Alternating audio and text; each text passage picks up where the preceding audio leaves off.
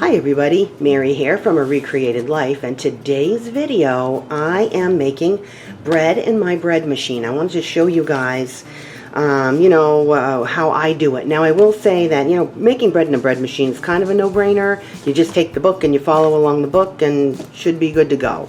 But what I want to show you today is how I do it with using one recipe book for a different kind of bread machine. So here's the deal with me. I originally had this West Bend bread machine that I bought at a thrift store for like $5 or $10, and I had it for years and it worked great. Really great recipes in this book. And I just want to preface all of what I'm going to tell you with this. Each bread machine book does come with instructions at the beginning of the book on how to load the bread machine, how to put the ingredients in the bread machine, and it is quite specific.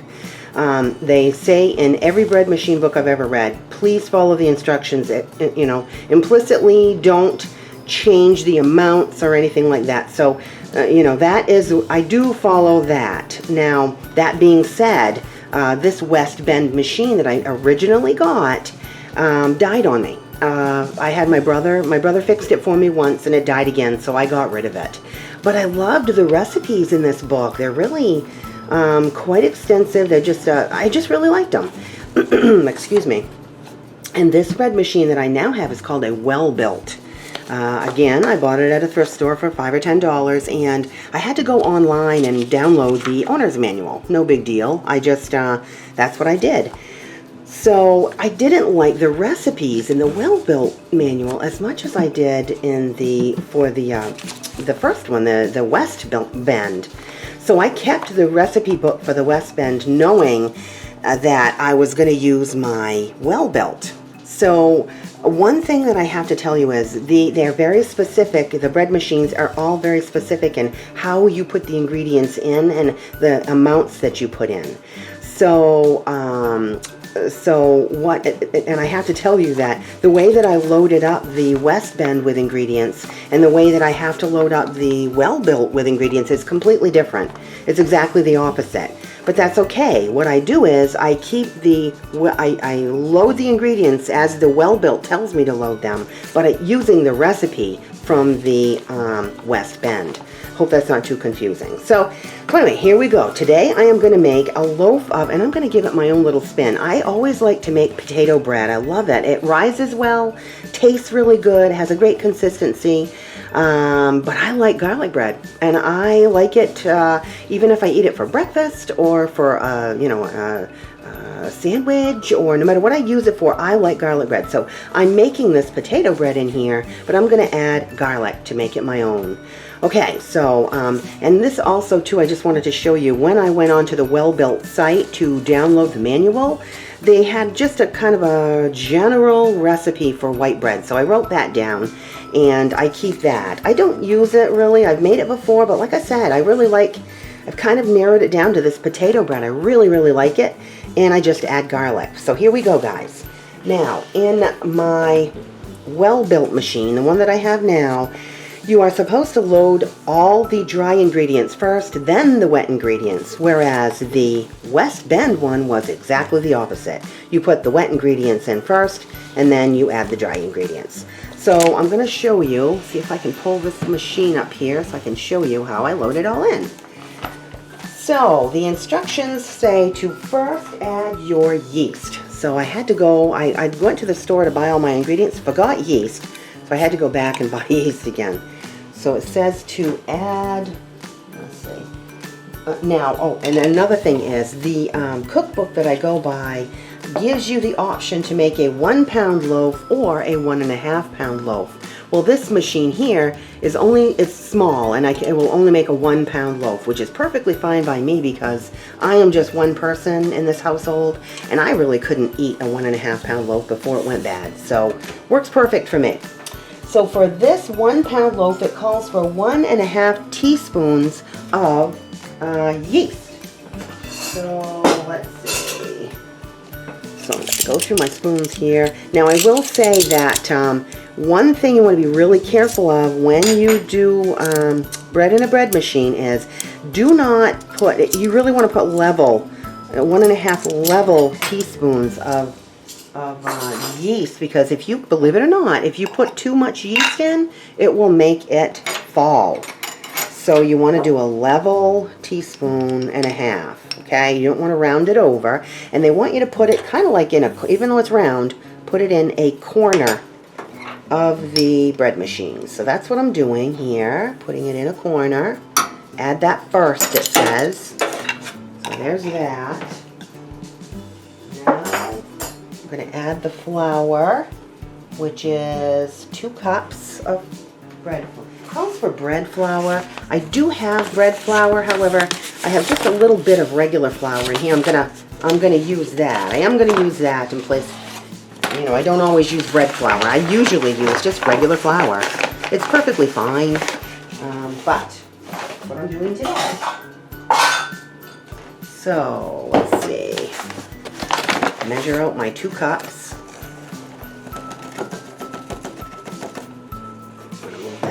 Just a tad so I can get this flour in without knocking over my camera. So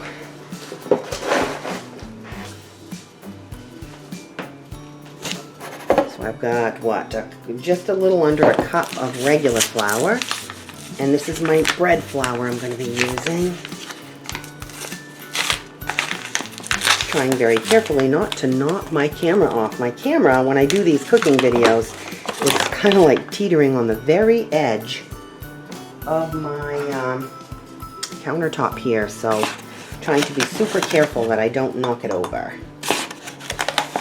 So 2 cups, and remember I said be real careful about not over or under putting the ingredients in. It's very particular. You know, anything that rises, anything that calls for yeast, if it rises, you want to be very careful about your ingredients. You really want to be specific. You know, Rachel Ray always says she's not a good baker because she's not real specific about, you know, measuring out ingredients. So, okay, that's exactly 2 cups. So in it goes.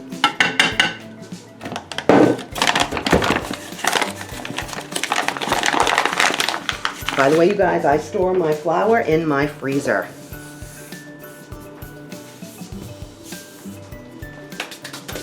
Okay. So, let's see what my instructions say. Add the active dry ingredients. Okay, so there's that. I'm just kind of gonna kind of level it out a little bit inside. Make sure it's all. There we go. Okay. All right, next ingredient. 1/3 cup of instant potato flakes. Now, here are the potato flakes I use. I keep them in this great little container that I got at Walmart, I think it was. I had so many of them. So 1/3 cup.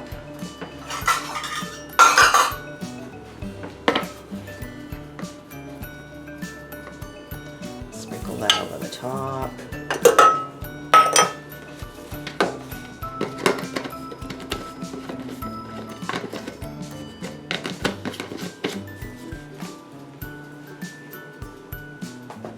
Next ingredient is dry milk powder.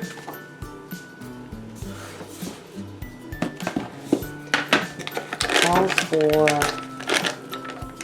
1 tablespoon of dry milk powder. I do like to cook with this stuff. Some people might be against it, but I like to cook with it, so I do keep it in the house.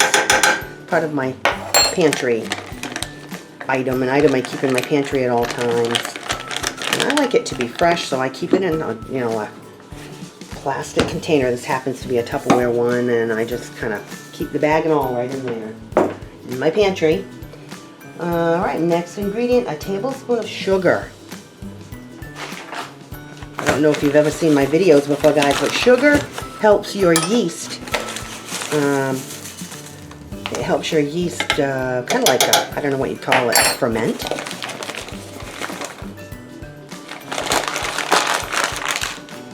Next ingredient is a teaspoon of salt.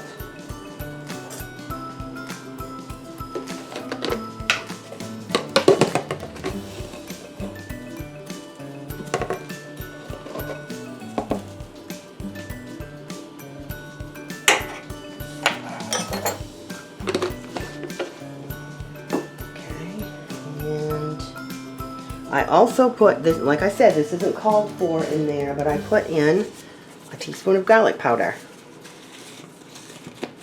And I do like I like a heaping teaspoon in there actually, because I really like it garlicky.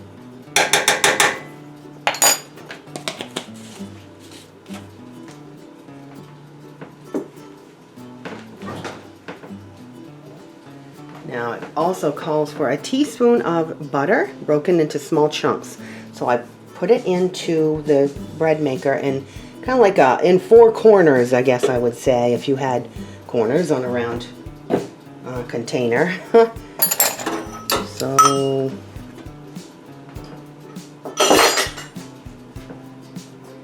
okay, now the last ingredient is going to be the water. Like I said, guys, this is the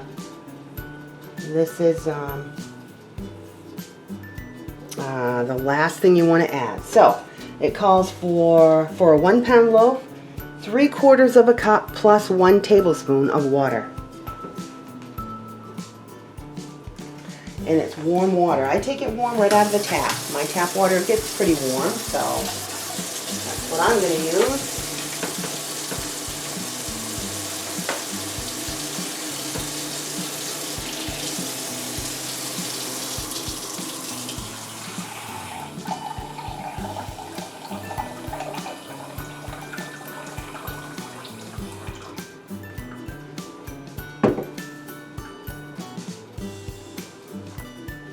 One little tip that you guys might not know. When you're measuring in a Pyrex cup like this, put the water into where you think it is and then set it down on the counter and get right down on the level with the cup so that you can see if it is in fact, you know, the amount that you're going to need. So I pour that in. 1 tablespoon more.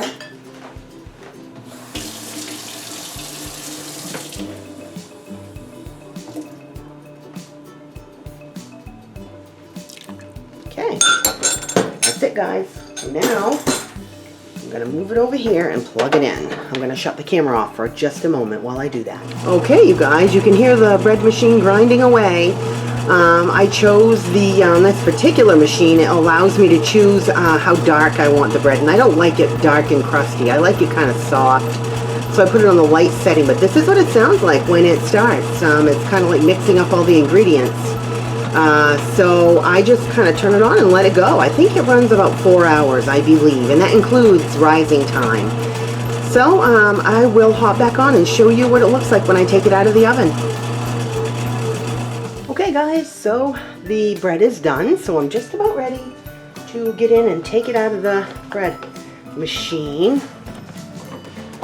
Okay, so let's see. Be awfully careful because it's very hot.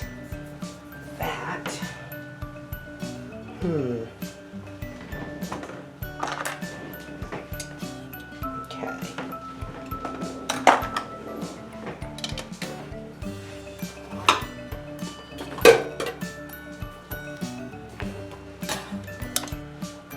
Looks like it did fall a tad bit. If you can see that, it kind of fell.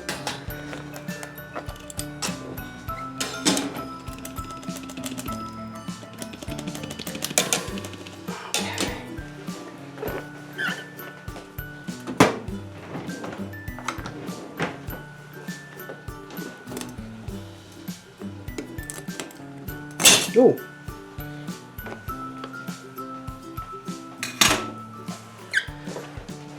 Doesn't matter to me that it fell. I will still eat it. By the way, you guys should smell my house. Boy, oh boy, does it smell good. Not only have I got garlic bread cooking in the bread machine, I've got a pork tenderloin cooking in the crock pot. So it smells fabulous. So I always take a little bit of butter and rub the outside. My mother always did this, and she does it while it's warm. So I always do that. It makes the crust a little, I don't like it real crusty. So it makes the crust a tad bit softer. Well, quite a bit softer actually. And I just like the flavor of it. Yeah, it did fall. As you can see, it kind of caved in a little there. That doesn't matter to me. I don't care about that. It's still going to taste good.